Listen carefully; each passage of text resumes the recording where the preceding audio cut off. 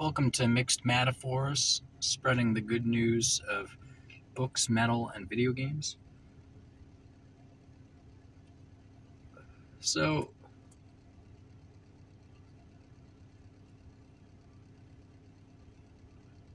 it is the 1st of December, 2023.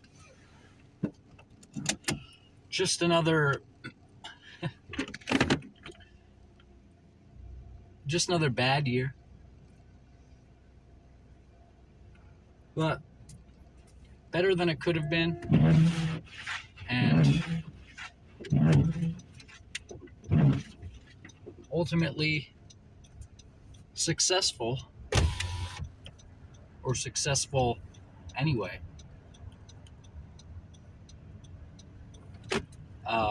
We haven't gotten to the end of the year yet, so I don't want to jinx it, but I think this year qualifies as a success.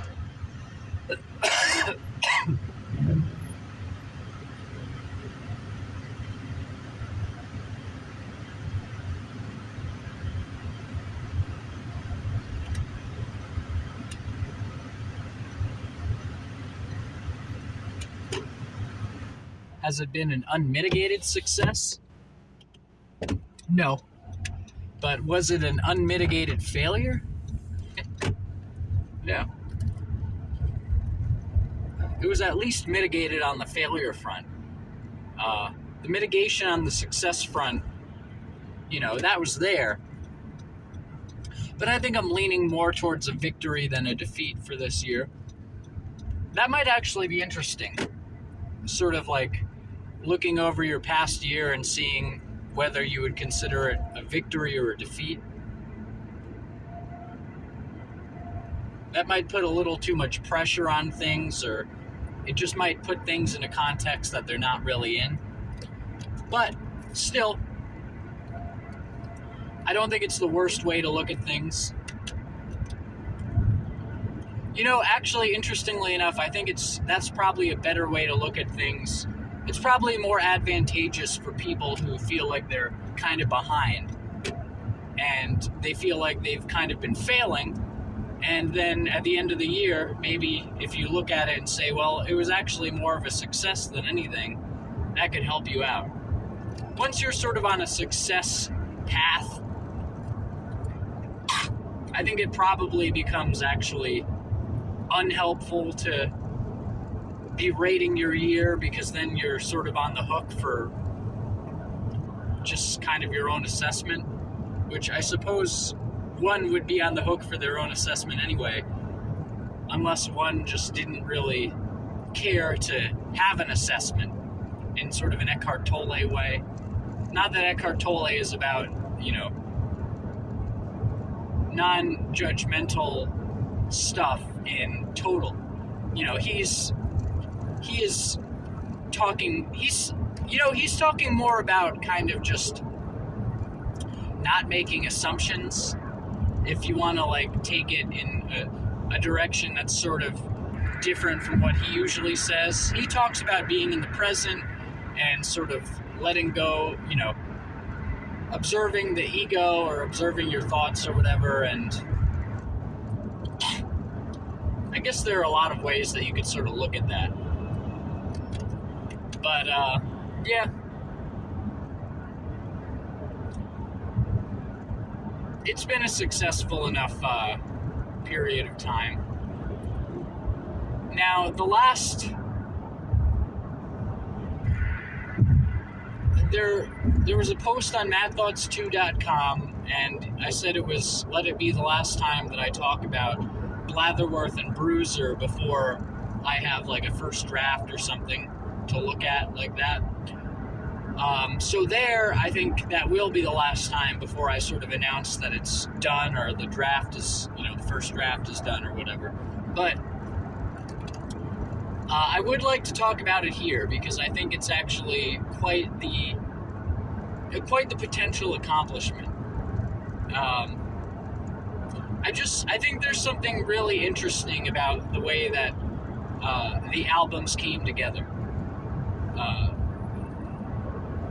Just to sort of summarize the project, I have 11 or 12 or so rap albums.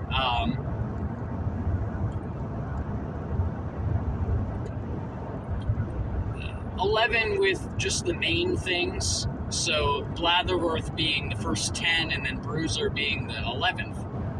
And so the rap albums start with an album called Roadwork, and it's pretty full of allusions. The first song is called Asteroid Belt, and it's kind of, I was looking at it almost as kind of like a wasteland kind of thing, and that's a big comparison to make, but it sort of brings you into the collection and to the albums and stuff.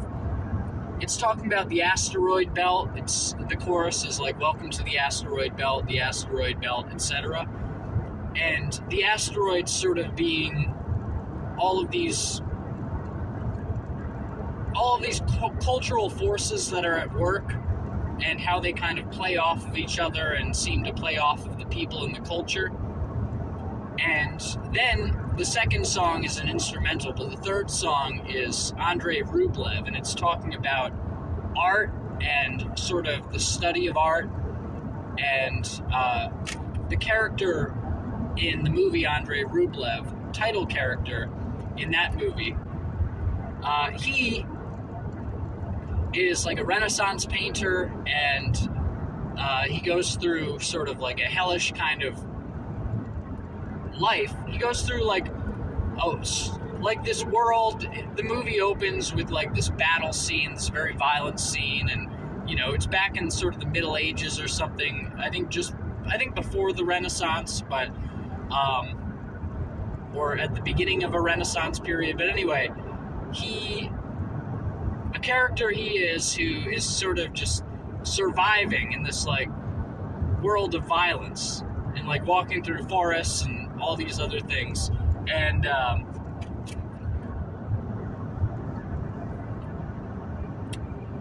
yeah, so he's sort of like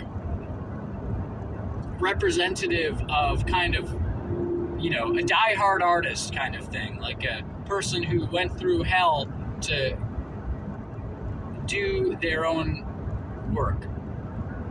In the movie, it's not much about art. It's kind of about like the sort of what's going on around them, but of course it's focusing more on the art for the Andrei Rublev song. And yeah, it's essentially, it's like the cultural influences, and then a song talking about like an artist and artistry itself. And then we move into whatever the next song is.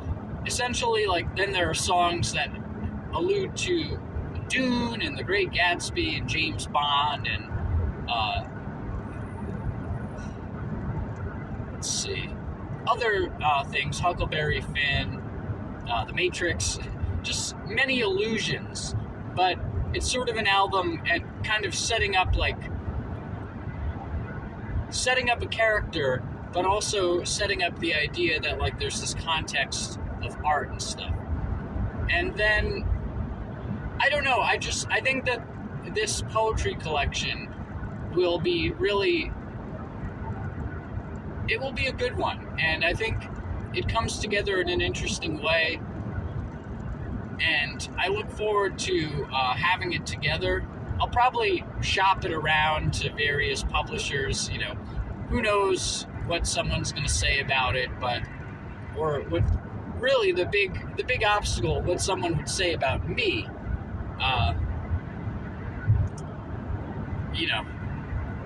And hey, more power to him to, say that I am not worthy of being published because of sending some emails, but see, here's the thing, like, I think with like works of art and stuff like that, there is the sense of like the culture industry and stuff being like approved or not, but nevertheless, it seems to me like one of the sort of simplest ways to success would be to just, write something or, produce something that's really high quality. And I'm not, it seems similar to like So Good They Can't Ignore You. Like, at a certain point, I think stuff picks up steam on its own. And, there are plenty of people who do great stuff and they are unknown and you're deemed failures in their lifetimes, and then they die, and, then their stuff is picked up later. I mean, who knows what's true about all that stuff, but I don't know.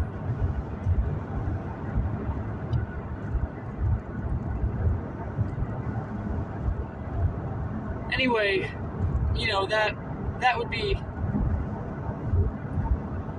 I think I'm on a good track with it to actually get it done. Even though I haven't done that much of it, like, I think what I have done is I've sort of found the right template for it.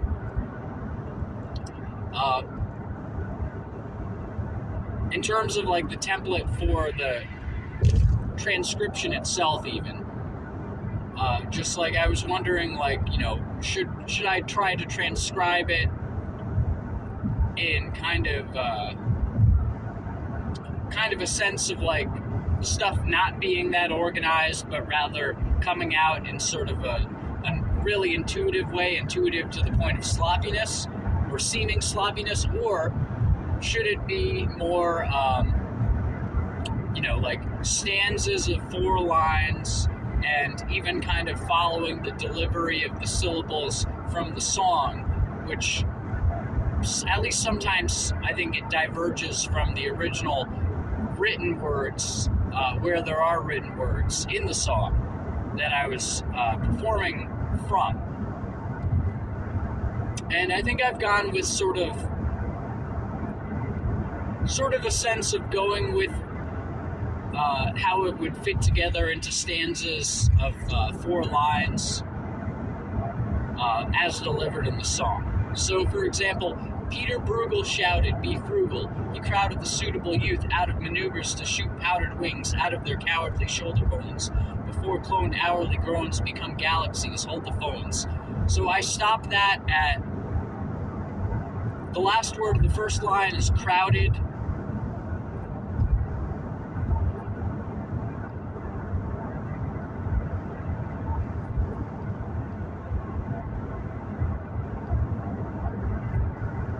I'm not sure what the last word of the second line is.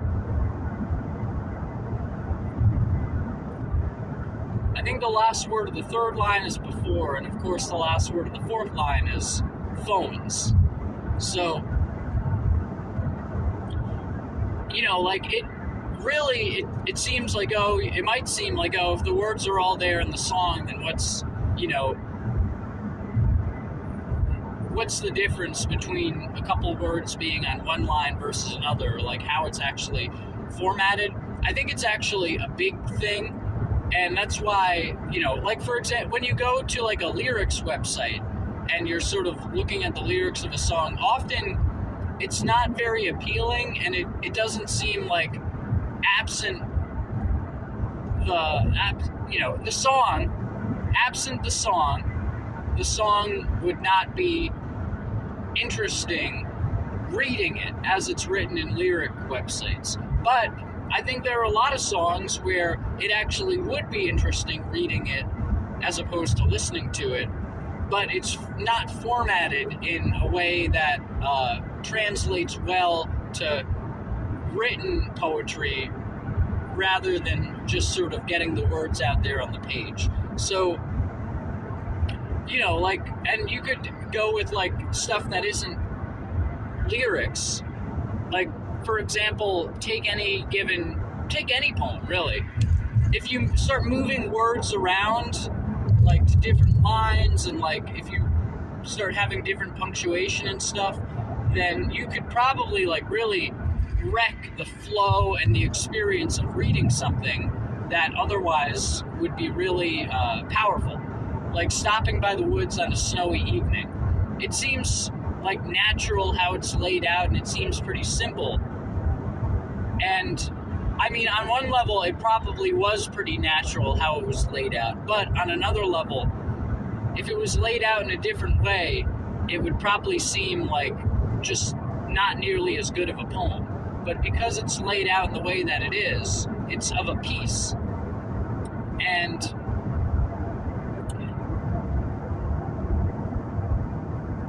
so I think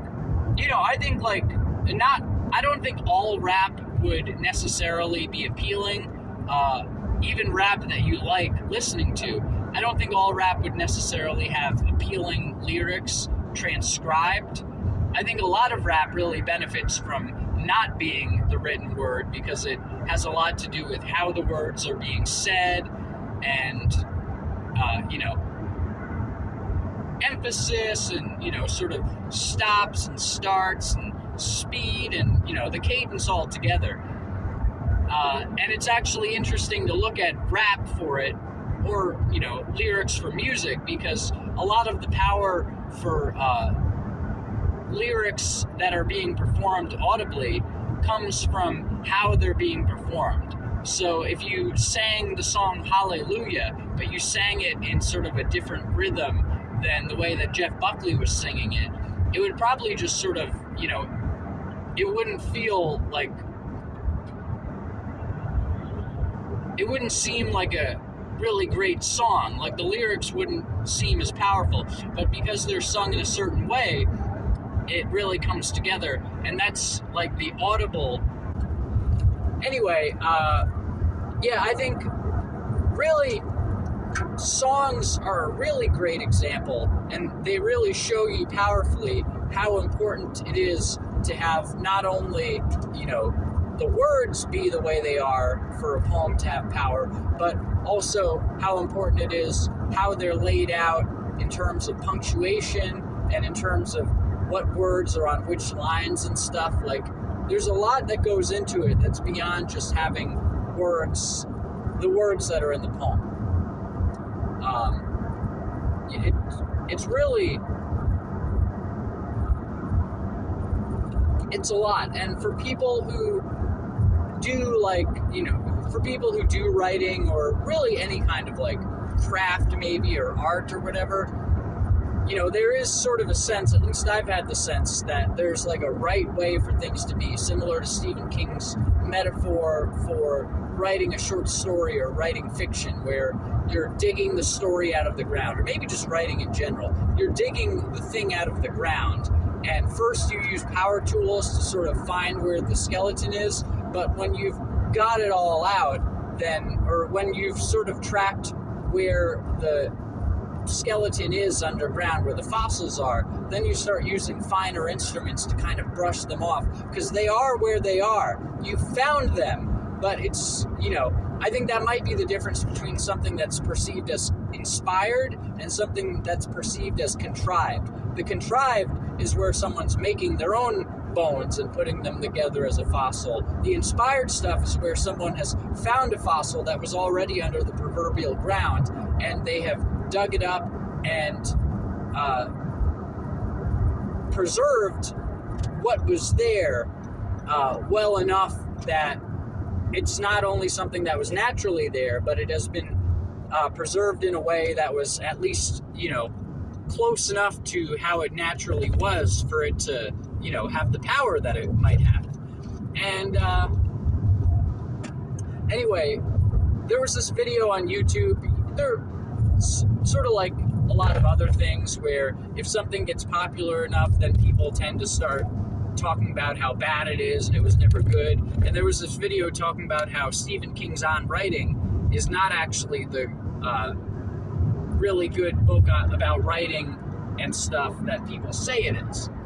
And I didn't watch the whole video, but I watched enough of it to see that they seem to be, like, one of the things that they seem to have issue with, the guy presenting the video, in the video, he had issue with Stephen King saying, like, you know, if you're a good writer, you can become like maybe a better writer, but you won't become a great writer. Like, great writers are born, and, you know, a mediocre writer can become a good writer, or like some level can become the next level, but you won't become a great writer if you're not already like a great writer. And the guy was taking issue with that. And it's like, you know, it's like, if that's your criticism of the book, it's like, okay, make your argument about that. That's an interesting thing to talk about. But if your criticism is like sort of like what came off to me as kind of like a participation medal kind of communist style criticism of, oh, Stephen King said not everyone can like write something that's, you know, a so-called great work of art. And I think that's unfair. It's like, if your criticism is that Stephen King's saying that not everyone is a great writer, or not everyone can become a great writer, and you don't like that, then that's a sort of a weak criticism. Now, he was sort of saying that he disagreed that was true, and, you know, that's fine enough, but in thinking about the book, I realized, like, Stephen King, he really wrote a perfect book. Or maybe not perfect, I don't know, but he wrote a really good book, not just about, like, writing and stuff, but about inspiration. Like, it really wasn't a book about, like, the craft of writing, as much as it powerfully was a book about, like writing great art, really. And it's interesting that it would come from Stephen King, but he talks about, like, inspiration and how the muse will kind of wait for you to put in the practice, and then eventually, like, the muse will start hanging around because you've already put in all this time writing, and then you sort of dig up your dinosaur bones with fossils and stuff. It's a really good book, to sort of lay out the process of actually, like, coming up with, like, really great art. And it's not just about writing, it seems to me to be about, like, any kind of art. You know, sort of a book about how inspiration works and how you can sort of find that inspiration and stuff. And, you know, I think it's actually a better book than even people give it credit for, because I think Stephen King does something with it that people might not have even thought was a reasonable, like, goal, or that someone would be able to do in a book about writing, which is to write a book about how, you know, great art is made. You know, it's like finding what's already there, and, like, the idea of, like, working and, like, sort of setting a routine so that your muse will come to you. And, like, it's a lot of really sort of abstract stuff that Stephen King actually explains really well and really systematically. One thing in Mike's book reviews, I was watching a video between Mike and Murphy Napier, who's another big book reviewer. Murphy is a huge book reviewer, actually.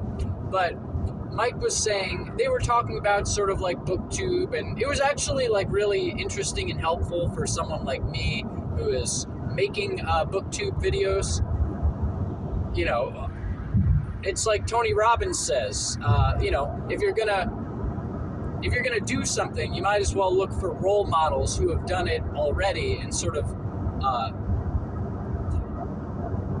recreate their success with it by following their recipe to some extent. Not by just becoming a copy of these people, but also not just discarding everything they've done and sort of trying to discover it all for yourself, when you could take tips from them and kind of have a head start. And you could say, like, that's sort of how people build on each other in many fields, where, you know, you have a Shakespeare, but maybe a Shakespeare wouldn't have done so much if he wasn't already taking tips from, like, other playwrights and stuff. I mean, who knows? It seems interesting, actually, from kind of like a truther standpoint, or just a what if, because Shakespeare is such a towering figure in literature written in English, but there are relatively few figures that, you know, we talk about prior to him, at least in, like, playwriting and maybe poetry. You know, you have your, like, you have your Aquinas, you have your Plato, you have your Aristotle, you have various writings that have, were supposedly from before Shakespeare. Some in English, maybe natively, some not. But it seems weird that, like, Shakespeare seems closer to the beginning of whatever canon that we have in English literature, or at least English literature that's not sort of nonfiction or philosophy or whatever. That's not like on the Dewey Decimal System of the, the numbers rather than the fiction. Well, Dewey used numbers for the fiction as well, right? The nonfiction Dewey Decimal System, I don't know. But it's just kind of funny. It's similar to Cervantes supposedly having the first novel, although I watched the 2024 hardcore literature, or listened to a lot of it rather than watched. The 2024 hardcore literature, schedule video that was just released by Benjamin McAvoy, and he had a book on there that was like a Japanese book or something, and he said that this was like seen as the first novel or something. But anyway, it's like some people say that Don Quixote is the first novel, and those people also often enough say that it's the best novel, and it just seems kind of funny that, like, these things seen as like early examples of something are also often seen as like the best examples. And not that an earlier thing couldn't be just like already really good, but it does seem interesting that it seems like a recurring thing where an early example of something would also be seen as like the best. And it's sort of like with paintings and stuff too. I mean, I imagine there are paintings that are from before the Renaissance period, but the Renaissance period not only was Shakespeare, whom I think is sort of part of that time period, but the Renaissance period with a lot of like visual art. It seems like a lot of people point to that period as having like the high point of visual art as well, and also like the high point of music as well. It seems like a lot of the stuff from that kind of like 1500s or so period is talked about as like the best ever.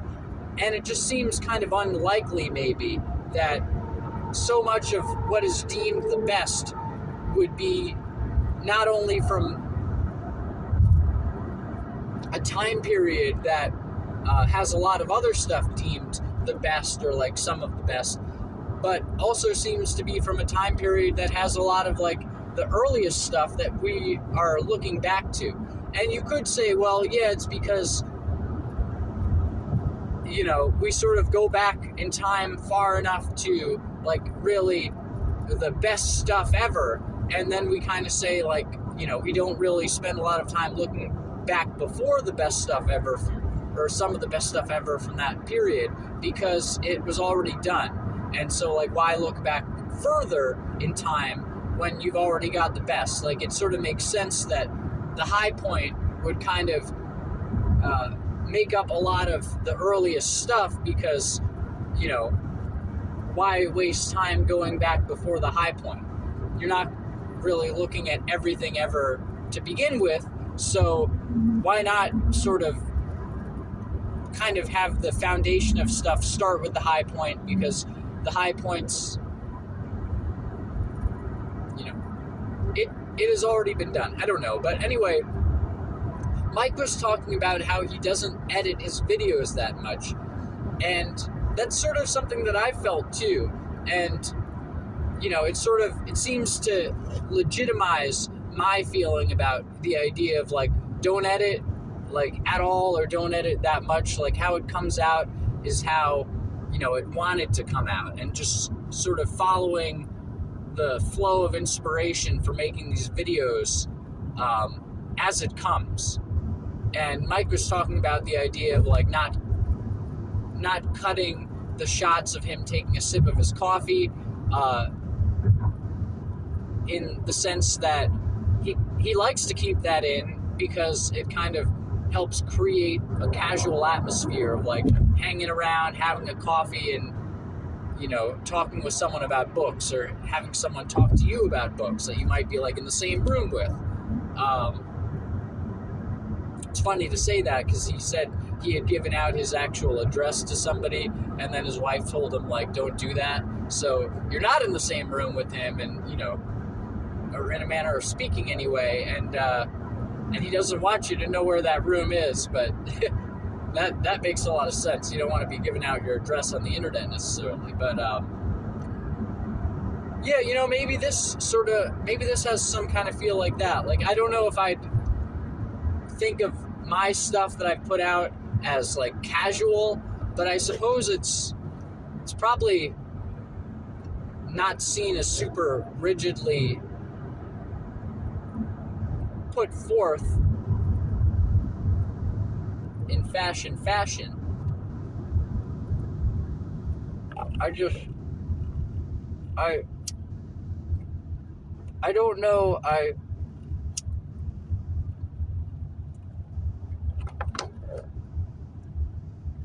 I don't know how far I want to follow that, because Mike, in another video in the 95,000 subscribers live stream, I think it was, he talked about looking back to his earlier stuff where he would sort of have less structure to it, and he, like, partially it was that way because he knew he could just, he knew he could kind of do that kind of improvisational thing and do it well. But it was, he ended up saying it was not structured enough. But anyway, I think, and he was referring to himself as like more of a kind of a niche booktuber, or at least sort of like someone who wasn't on the level of like 500,000 subscribers plus Murphy Napier. And, it seems to me like, it seems like Mike is sort of a good person to follow, because he is kind of like, he's pretty mainstream. He doesn't have too much like non-mainstream stuff, but he himself said he was like more of a niche than like Murphy Napier was. And I think, of course, my stuff would be less mainstream, I would imagine, than Mike's is. But I think that I could do it pretty well, and I look forward to seeing how things turn out, I guess.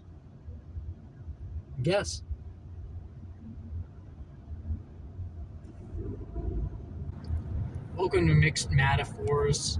So this episode is probably going to be more about Better Call Saul than it is about, books or metal. But I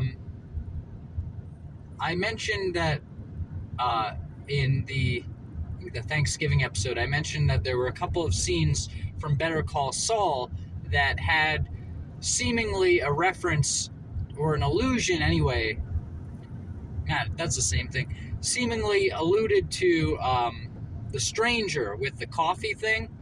And I've got to say, it happened again.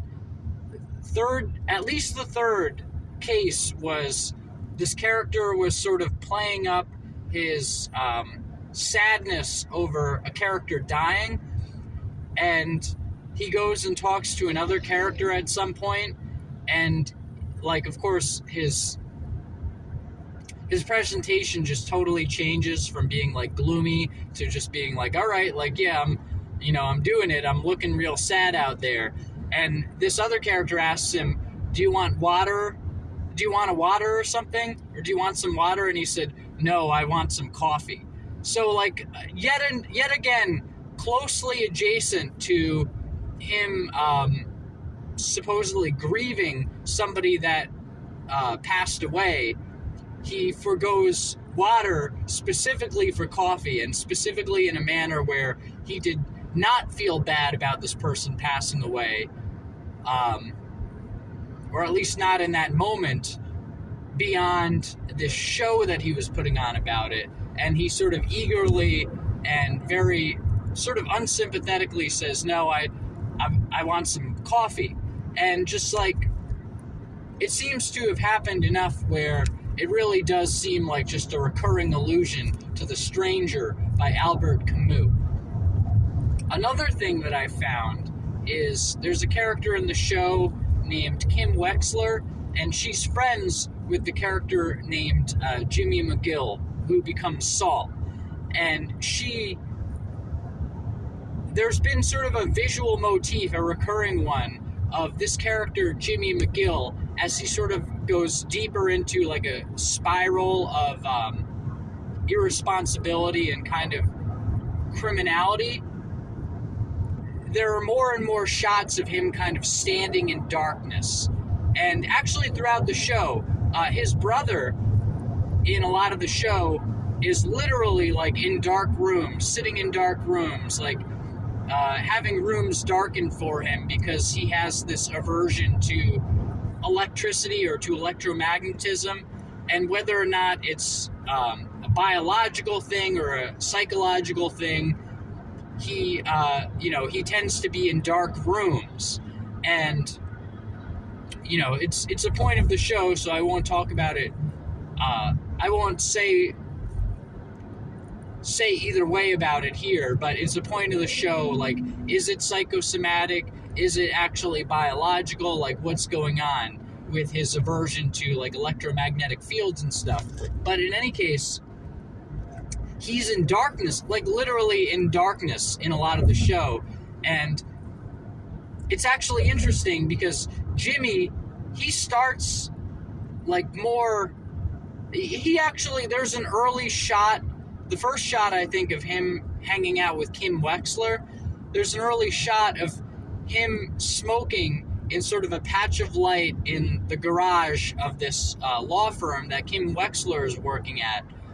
And he and her are sort of standing in the light, but they're on the edge of the darkness of the garage, but it's the light coming in from like the little room that leads to the elevator that leads to, the law firm that she's in. And they're smoking cigarettes together, or a cigarette between each other, in the light of this otherwise dark garage. And the thing is, very interestingly, as Kim gets kind of pulled into some of Jimmy/Saul's, misdeeds throughout the show and into sort of his spiral throughout the show, she becomes seen more in darkness. I think maybe the first place I recognized this, I think I had recognized Jimmy's darkness before, maybe not, but the first place I recognized her in the context of that was he was pulling her into sort of this con type of thing he does, where like he cons people out of their money by kind of making up a story, and then they willingly give him money, but like it's based on him lying and like playing a character. And he does it with her, and they like con somebody in a restaurant like out of some amount of money, and outside the restaurant, they're standing outside, and she's standing with him outside of the building, but in the shot, she's in darkness. Like, there is light in the scene, but like her face is in darkness. Maybe she even moves back into the darkness that he's already standing in. And so she and he are kind of standing in the darkness, or like at least she is standing in the darkness outside of this building where she just, got into this like underhanded, con artist behavior with him. And you sort of see like she is more and more in darkness in these various shots as she gets more and more involved in what he's doing. And like illegitimately, I mean. And it's just really interesting stuff. I think that show, there's like definitely, I've seen a lot of like stuff that you could point to that is thematically using light and darkness, with darkness to represent sort of more irresponsible and immoral stuff.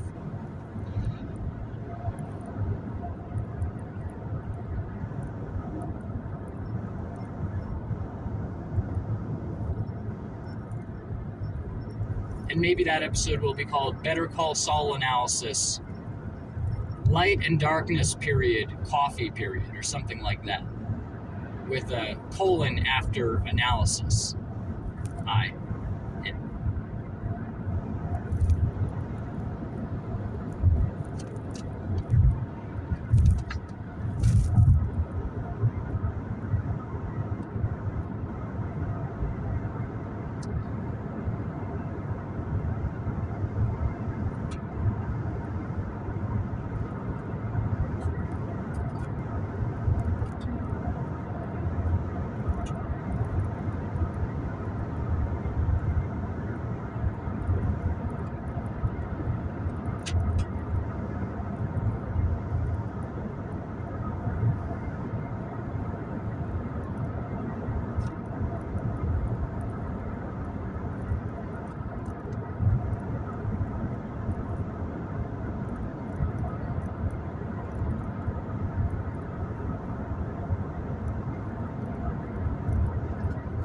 with the darkness related to Jimmy/Saul's brother in the show, Charles, that's interesting as well, because so many of the people that Charles knows, like that interact with him, they'll leave their phone outside his house in the mailbox. They'll tap their finger on like a piece of metal to so-called ground themselves, and so that they're not carrying like extra static electricity or whatever, electromagnetism, along with them in the show.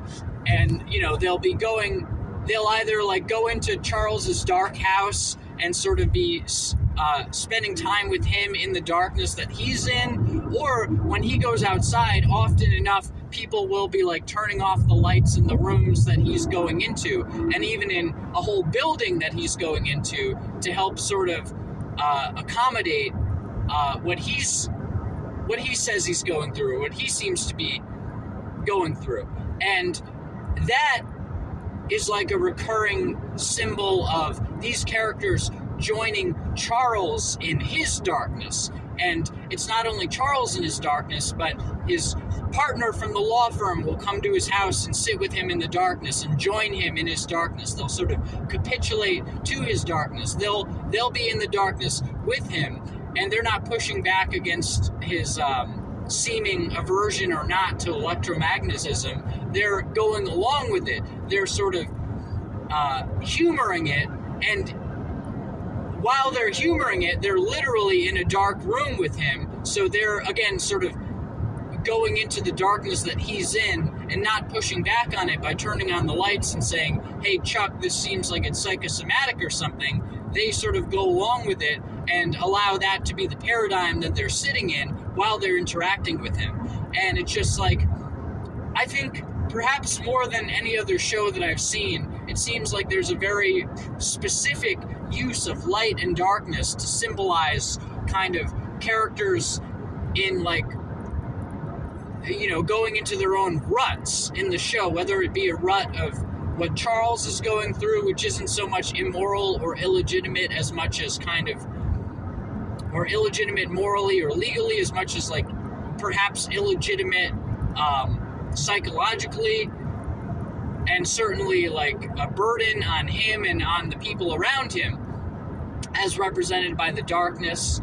And then, you know, there's Jimmy, who's, you know, doing these fairly immoral or illegal things, and, you know, Kim Wexler in particular joins him in the darkness. And so while he's not like turning out the lights in the rooms that he's in, he tends to find himself in the shot in darkness. And as she goes along with him more in the story, she tends to find herself in darkness. And there's even a shot of like Jimmy's friend from Chicago or wherever standing in a dark alley, and kind of like, it's a profile shot of him kind of like smiling as he stands in a dark alley and sort of waits for Jimmy. And it's like, you know, these characters are in darkness throughout the show, and it's really incredible. There's also a great scene in a recent, I think it's the season 4 finale, where Mike, he's a character who's also in Breaking Bad. Mike is like, he does something, and then he goes and he sort of like stands, he doesn't say anything, but he stands in the shot, visible to like a character that he's working with, and he like sort of stands there silently and he just leaves. And I think, I may be mistaken, but I think I remember the scene being like Mike sort of standing there in darkness and then like wordlessly leaving. And it's like, everywhere these characters are, you know, there tends to be like a possibility for them to be standing in darkness to symbolize like them doing something really underhanded, or them like reaching a new low, and here they are standing in darkness. And even Mike doing the thing that I was referring to, that the shot of him doing it, he is in darkness in profile, and there's like a brief flash of light, but otherwise he is in darkness in profile. There's another character in the shot and he's in profile as well, you know, just darkness with like the scene behind them kind of playing the light to give them their silhouette feature. Or features.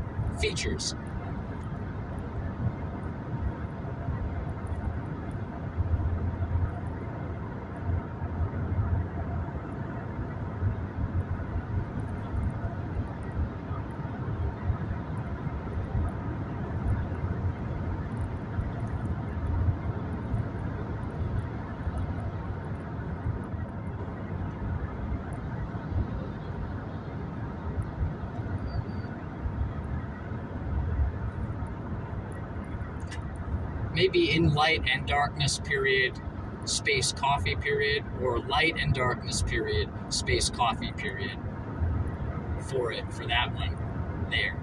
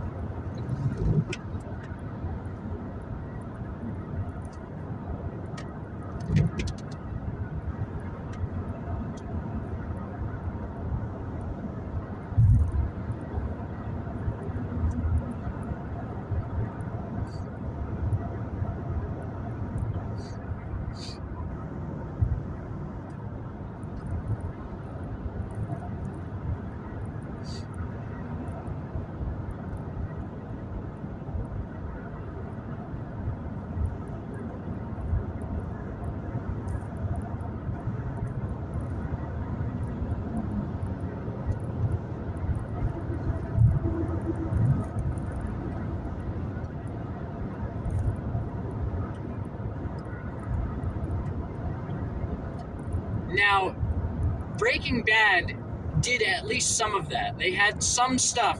Like, for example, there's a really great shot of Walt, the main character of Breaking Bad, the, science teacher turned meth dealer.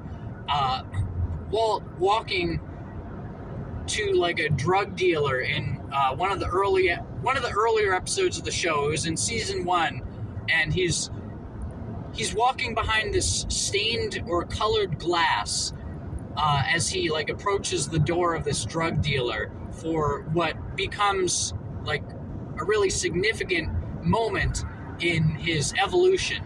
And he's walking behind these different panes of glass. One of them I think is yellow, one of them is red, but it's sort of like his silhouette kind of taking on these different colors as he goes in to, complete the next step in his journey. And there's another scene in late in season 3 when it's him and another character. And the other character, he has these sort of sparkling eyes. The sparkles are coming off of his eyes. It's light sort of shining like a star off of at least one of his eyes. And then the shot goes to Walt, the main character, and he's in darkness. But behind him, there are these laser lights on the wall, and they're sort of crunching and crumpling together in this kind of messy pattern behind him. And it's really it's sort of like his character is this crumpling, messy light, this really dark and sharp, these sharp edges behind him on the wall. Whereas the character that he's talking to, he has these, sort of starry eyes, but he's being pulled into doing what Walt is asking him to do. And I think it comes just before this character with the starry eyes goes and does something sort of irreversible that like is like a really low point in his character's evolution or devolution. Or devolution there, devolution.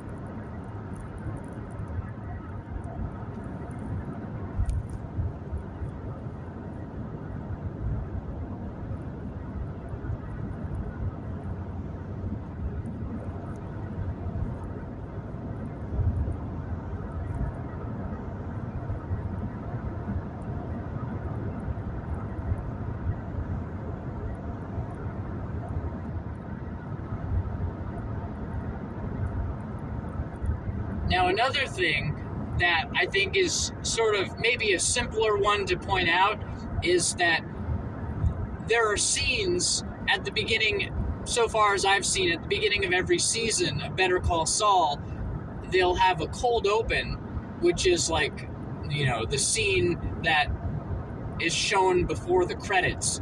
They'll have a cold open to start the season, and it starts the series, one of these, where it's in black and white, and it's Jimmy McGill / the Saul character later on in his life, and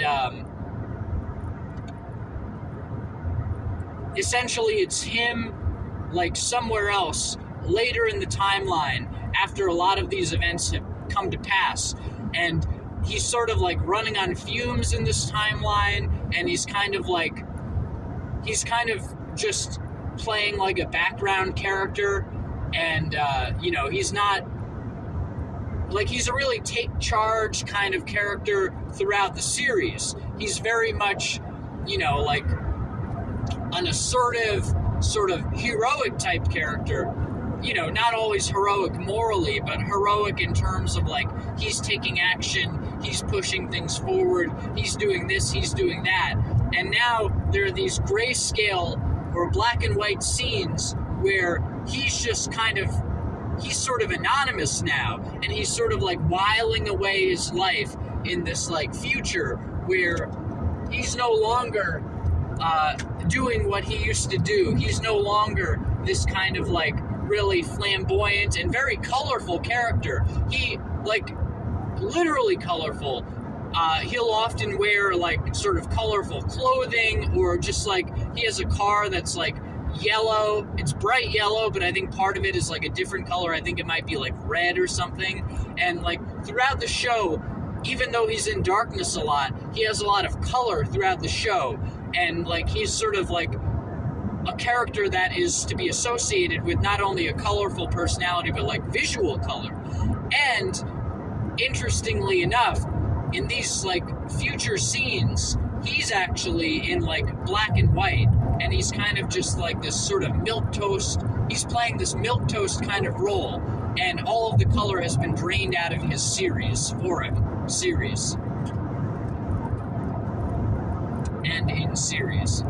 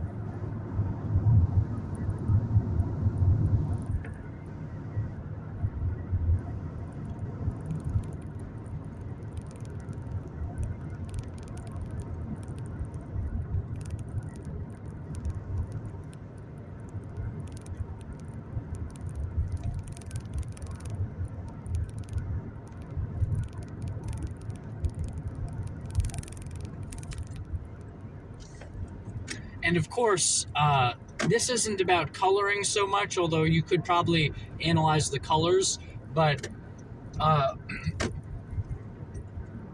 there are two characters that go off and, have their own sort of like business together. And on the business of on the wall of the business, one of the characters puts a design of the first initial, of their, like, the first letter of each of their last name next to each other.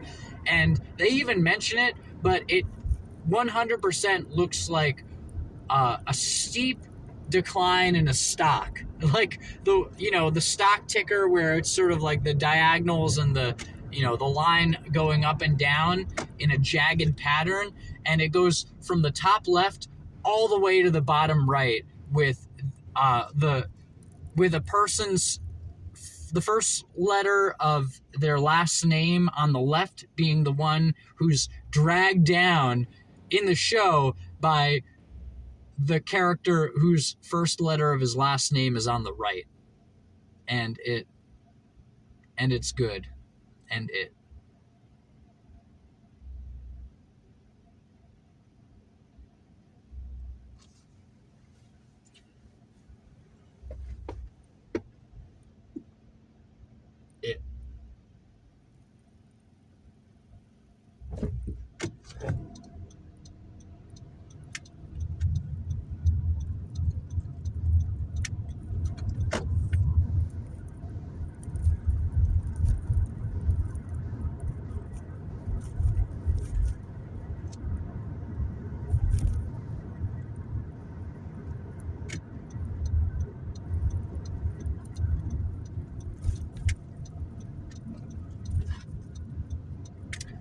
And interestingly enough, actually, and this may be revealing too much, but those last names are literally the same, like, character, just flipped around.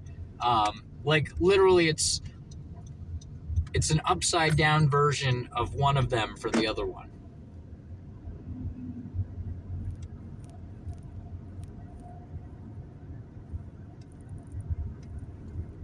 So it, and so it is, and so it, and so it, and it.